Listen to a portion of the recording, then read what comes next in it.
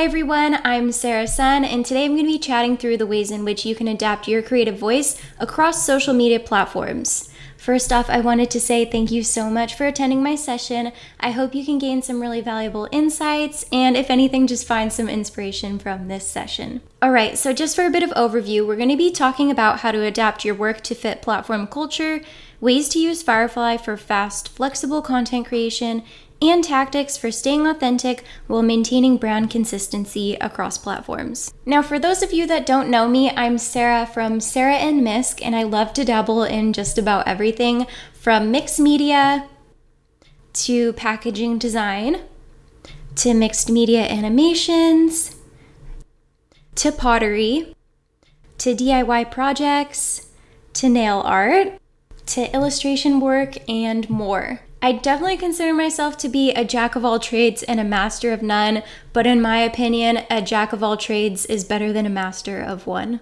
So that's just a bit of overview on what I do, but it wasn't always this way. It took me an extremely long time to get here. So let's rewind back to 2016. In 2016, I fairly impulsively got up and moved my way over to New Zealand at the age of 19.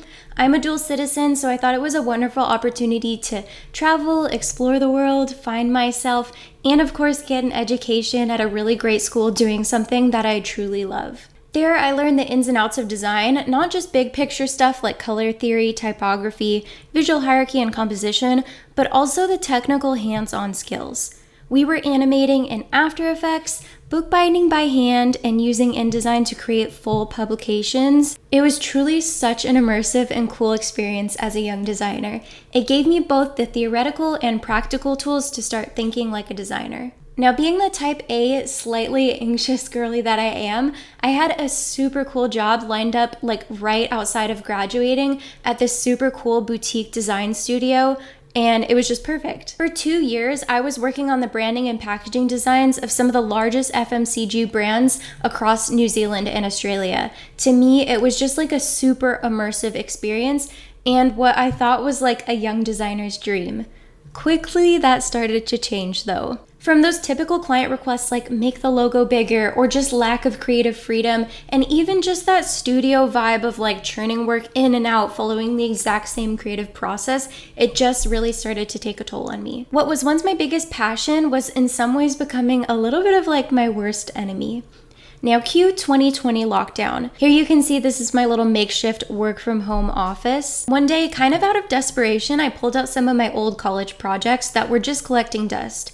Not thinking too much of it, I decided to film some content of these old college projects. This was 2020 at the time, so I feel like not a lot of people were making a living from posting online. So for me, this was just to kind of refine my love for art and design and just to share my passions with other people. One of these projects was Common Good.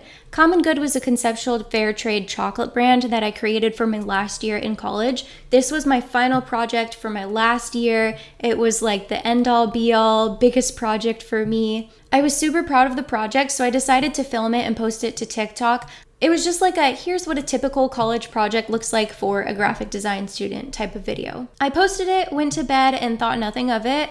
And then I woke up the next day and it had grown to almost over 300,000 views. That moment flipped a switch in me. It was just the most rewarding feeling to see others share a passion for design and to see other people actually interested in my hard work. People were commenting, oh my gosh, this is so cool. I want to do these kinds of things in college. This is so inspiring and things like that. I had found my target audience and I was like, wow, I can actually do this for fun. As my content grew, I quickly realized that this is something that I could actually do for a living. I started asking myself questions like, how can I expand this content across platforms while still maintaining some level of brand consistency and authenticity across platforms? Because my background is in brand identity, when I switched to content creation, I realized a few things. Initially, I thought you needed a strong brand identity across platforms, and you do, but that can look different to different people. Initially for me, I thought that meant like have a logo in your avatar, have super consistent color palettes and fonts, have very specific and rigid content pillars, have very professional captions. I think for me, I treated Instagram and TikTok almost more like a portfolio piece. And I quickly realized that this is a very ineffective tactic because Instagram isn't a portfolio website, nor is TikTok.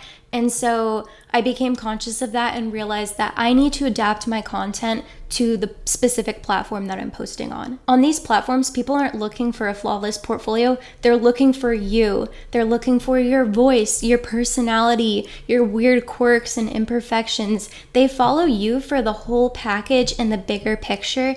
And so to me, I feel like that really needs to be amplified to bond with your followers and build that connection. When I started to do this, things really started to shift. Now, obviously, having consistent fonts and color palettes and things like that can be important, and I will touch on that.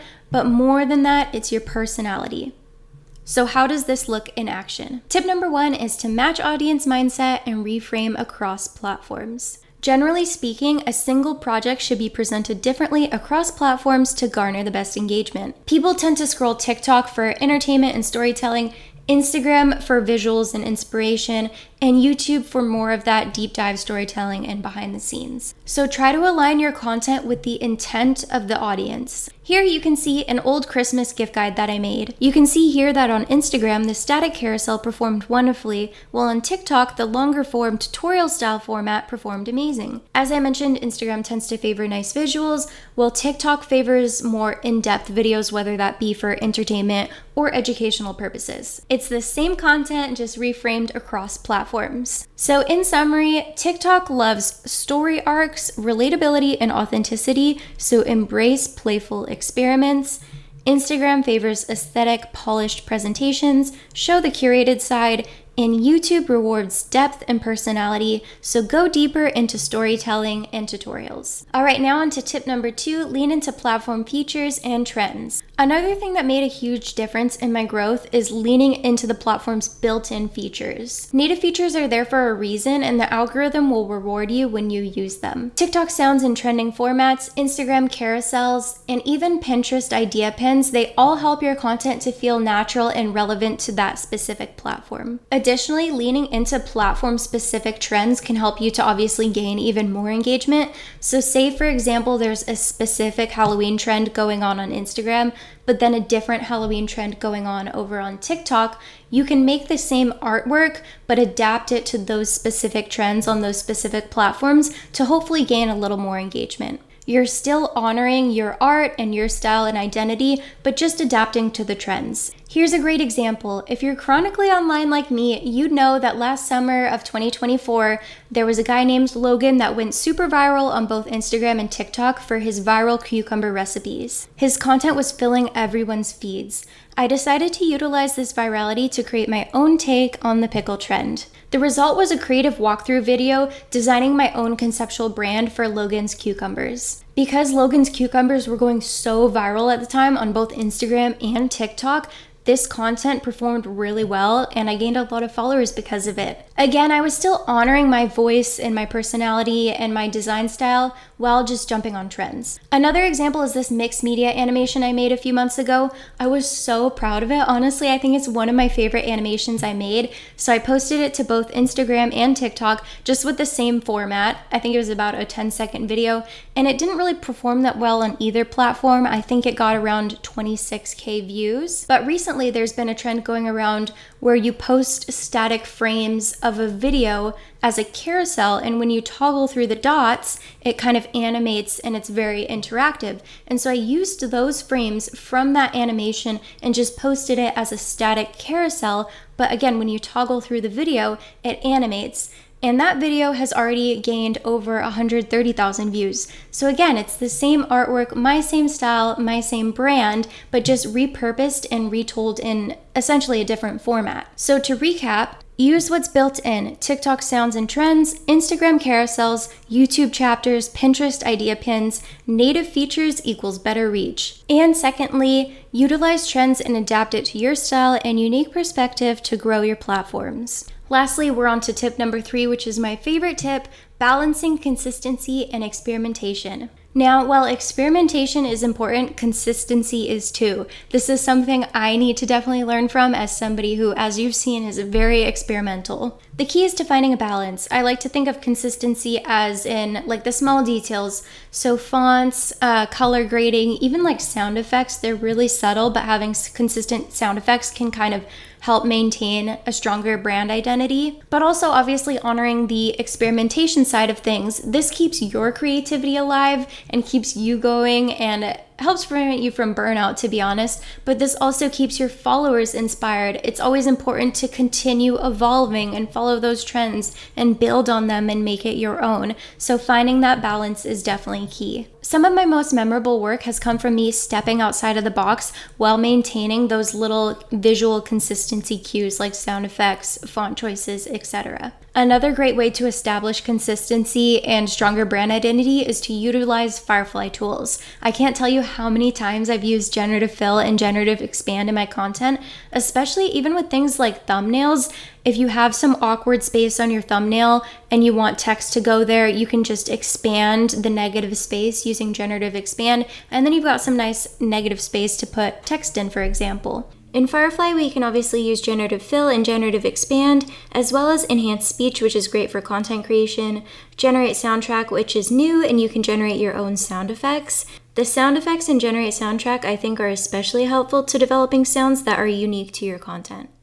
Okay, so to recap tip number 3, visual consistency equals fonts, color palettes, sound effects, editing cues, and creative experimentation equals trying mixed media, animations, DIY projects, or new storytelling formats. Find a healthy balance of the two. Additionally, you can utilize Firefly to adapt thumbnails to different platforms and use Firefly to generate sound effects, sound beds, or professional voiceovers for your content. Alright, so these are just a few of the strategies that I use to help kind of maintain some consistency and brand identity across my platforms while still allowing myself to experiment and find my voice and my personality. If there's one thing I want you to take away from this session, it's that we are creative people. We're multifaceted and we don't fit into one box or one platform. So allow your weird quirks and your unique personality to shine through on social media, and your brand identity will naturally follow. Thank you guys so much for attending my session. I really hope you enjoyed and found it super helpful and educational.